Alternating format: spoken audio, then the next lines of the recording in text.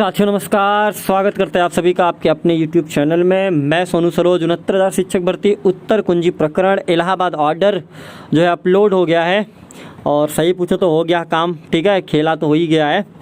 तो बात करेंगे उस मुद्दे पे, चर्चा करेंगे आदेश में क्या है और विलम्ब के लिए क्षमा चाहेंगे क्योंकि आदेश 4 बजे के आसपास आया था लेकिन वीडियो आप तक लेट पहुंच रही है क्योंकि एक चीज़ों को बिंदुवार चर्चा के बाद ही आपके बीच में आना मुझे उचित लगा है और ऐसे ही फर्जी में आकर के दो बातें बात करके कोई मतलब नहीं है। ऑर्डर में सटीक क्या है और किस बेसिस पे क्या होगी उस मुद्दे पे बातचीत करेंगे। तो जितने भी साथी हैं प्रदेश के फटाफट जुड़ जाएंगे। ऑर्डर आप लोगों ने देख भी लिया होगा और उसको समझ भी लिया होगा, ठीक है। उसका हिंदी वर्जन भी टेलीग्राम में डाल दिया गया है दुर्गेश जी के माध्यम से, वो भी आप लोगों ने देख लिया होगा, पढ़ लिया होगा, ठीक है। और इसके बाद ऋषभ भैया बता भी दिए हैं कि उसका विश्लेषण चल रहा है बड़े स्तर पे माननीय अधिवक्ताओं महोदय द्वारा, उस पर भी जल्द निष्कर्ष निकल के आएगा। अब मैं बताता हूँ सटीक मामले में कमज़ोर कहाँ हुए, इलाहाबाद से हारने का मेन रीज़न क्या रहा, ऑर्डर को देख करके क्या लगता है, वो सबसे बड़ा मुद्दा है। तो भाइयों आप सभी जानते हैं कि जब ऑर्डर इलाहाबाद में मामला चल रहा था, जब इलाहाबाद में मामला चल रहा था तो बड़े कयास लगाए जा रहे थे, बड़े लंबे लंबे दुहाई दी जा रही थी, हमने ये कर डाला, हमने ऑर्डर रिजर्व करा डाला, ये कर डाला, वो करा डाला। क्यों भैया? खारिज कराने के लिए ऑर्डर रिजर्व करा डाला था। जब तुम्हारे पास ग्राउंड नहीं है तो आप किस बेस पे केस लड़ने चले गए? और आपका केस खारिज होने का मेन रीज़न ये था कि बार बार इस वीडियो के माध्यम से हमने बताया, कोर्ट कभी भी गूगल के से सर्च करके कोई चीज़, इंटरनेट से सर्च करके आप साक्ष्य लगाओगे तो नहीं मानेगी, कभी नहीं मानेंगे। और आप ऐसे कोई कंपटीशन की किताब उठा के दे दोगे, वो नहीं मानेंगे, कोर्ट कभी नहीं मानेंगे। आप जब तक एनसीईआरटी की बेस जो किताबें चलती हैं बेसिक में, वो किताबें नहीं उठाएंगे तब तक एक भी साक्ष्य आपका कोर्ट द्वारा माना नहीं जाएगा, क्योंकि उन्होंने साफ साफ लिख दिया था विज्ञप्ति में जब उत्तर कुंजी आई थी तब कि वो जब ले रहे थे वो सबकी आपत्तियाँ, तो बता दिए थे किन की आपत्तियों को स्वीकार करेंगे। अब अगर आपने 2-4 प्रश्न ऐसे लिए, 2-4 ऐसे लगा दिए, सब उसी में ख़त्म हो गए। तो हमारे हारने का इलाहाबाद में मेन रीज़न ये रहा कि आर्गुमेंट आप नहीं कर पाए। और काउंटर जो आया है माननीय सरकार द्वारा, वो काउंटर सिंगल बेंच वाला ही काउंटर को रिपीट कर दिया गया, जिस सिंगल बेंच में ऋषभ मिश्रा जी की याचिका के थ्रू जो है स्टे मिला था। आप समझ सकते हैं, उस काउंटर को बखूबी रिमाइंडर दिया गया था टीम ऋषभ मिश्रा द्वारा और उस पर जीत मिली थी और केस को जीता गया था। लेकिन उसी ऑर्डर को बेस मानते हुए मैम ने ऑर्डर खारिज कर दिया। क्यों? क्योंकि जब आपके वकील बहस नहीं करेंगे तो आप जीतेंगे किस बेस पे? आपको किस बेस पे माना जाए? 2 मिनट में आप ऑर्डर रिजर्व करा लेते हैं और आप आकर के सोशल मीडिया पे चैलेंजबाजी करते हैं कि हमने ये कर दिया, वो कर दिया, इसका ये करने के लिए। तो भैया अभी फिर से समय है, डबल बेंच में आप जा रहे हैं तो बहुत हिम्मत के साथ जाएं। सिंगल बेंच के जितने भी लोग हैं उनसे मैं फिर से पुनः कहूँगा कि ये काम ना करें कि फिर से मुंह की खानी पड़े।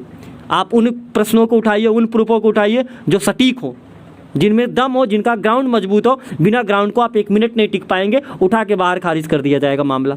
अब सोशल मीडिया, नेतागिरी और इधर उधर घूम के नहीं केस लड़ पाएंगे आप। या तो आप कोर्ट के मामले को देख लीजिए आप, या सोशल मीडिया पे सोशलबाजी और नेतागिरी कर लीजिए, तब आप कर लीजिए। और ऑर्डर रिजर्व कराना बड़ी बात नहीं, ऑर्डर में आपके पक्ष में हो ये ज़्यादा जरूरी होता है। तो आशा करते हैं आप सभी लोगों को समझ में आया होगा हार कहाँ से हुई।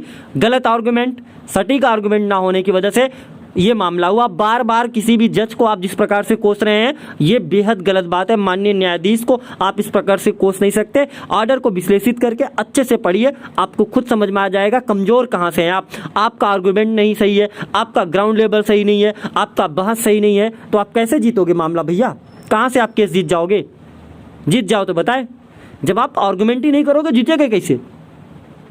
तो ये तो सटीक बात है, हारने का मुख्य कारण रहा कि जब आप आर्गुमेंट सही नहीं करेंगे, आपके कोई प्रूफ सही नहीं होंगे, तो आप जाहिर सी बात है हार जाएंगे, ठीक है।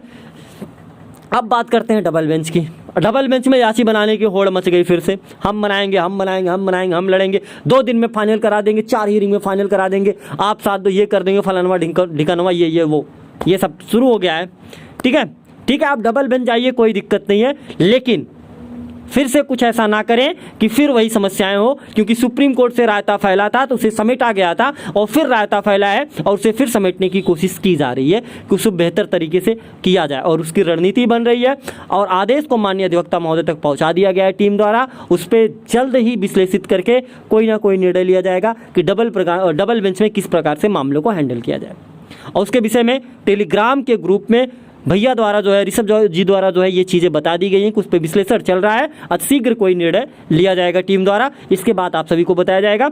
इलाहाबाद के जो भी हमारे साथी हैं कतई परेशान न हो, आप सुरक्षित हैं, आपके लिए हमेशा प्रयासरत हैं, प्रयासरत रहेंगे। ऑर्डर का वेट था, ऑर्डर आ गया है, इसका बहुत जल्द जो है बहुत सटीक खंडन करते हुए इसका जवाब भी दिया जाएगा। होंगे दो हाथ फिर से, उसके लिए हम तैयार हैं। अतिशीघ्र जैसे ही कोई निर्णय लिया जाता है आपको चैनल के माध्यम से या ग्रुपों के माध्यम से अतिशीघ्र जो है सूचित किया जाएगा। बच के रहिए, समझ के रहिएगा, कहाँ जुड़ना है, कैसे जुड़ना है, बहुत सोच समझ के डिसाइड करिएगा किसे सपोर्ट करना है। ऑर्डर को विश्लेषित होने देने दीजिए, इसके बाद बताया जाएगा आप किस प्रकार से जुड़ें, आप कहाँ याची बने, क्या सटीक है, क्या सही है, ये सारी चीज़ें आपको बताई जाएगी। लेकिन अगर कुछ बुद्धिजीवों भाइयों को लगता है कि नहीं वो हमसे ज़्यादा उनको बहुत ज़्यादा इस चीज़ों के बारे में बहुत जल्दबाजी पड़ी है याची बनने का, तो बेशक आप याची बन जाए, कहीं भी जुड़ जाए, कोई दिक्कत नहीं है। लेकिन कुछ साथी अभी वेट कर सकते हैं थोड़ा सा, उन्हें बता दिया जाएगा शीघ्र क्या करना है। मिलेंगे हम बहुत जल्द कुछ घंटे बाद ऑर्डर के सटीक विश्लेषण के साथ, तब तक के लिए आप सभी साथियों का बहुत बहुत धन्यवाद।